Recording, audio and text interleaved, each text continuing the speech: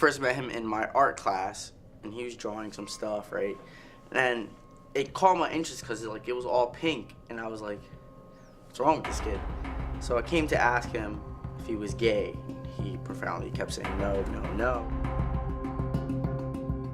First day of school, he just came up to me and he said like I'm being bullied, and I felt really bad about him because he's my brother and I really want to protect him. We were at the playground, you know, he was going down the slide, and I figured he's too flamboyant going down the slide, and it just kind of bothered me. I felt as though it made everybody uncomfortable in the playground.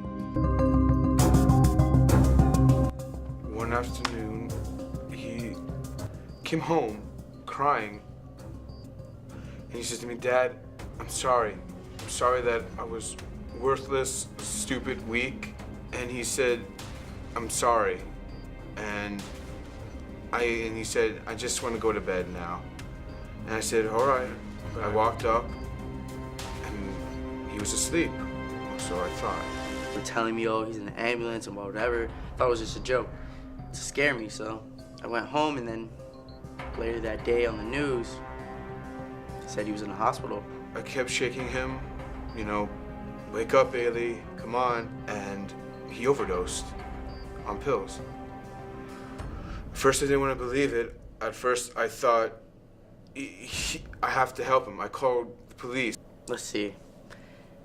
In society, there's people who take up air and money and space, and he was taking up my air and my space and my tax money and my parents' pay. I said, why? Why my son? Why couldn't it be somebody else? I know that sounds cruel, but how could you see your own child dead in front of you? How can you live with that? How can you cope with that? You can't. And just because some bully tortured him, messed with him, beat him up, and he didn't know how to defend himself. I blame myself for not doing much. I blame myself.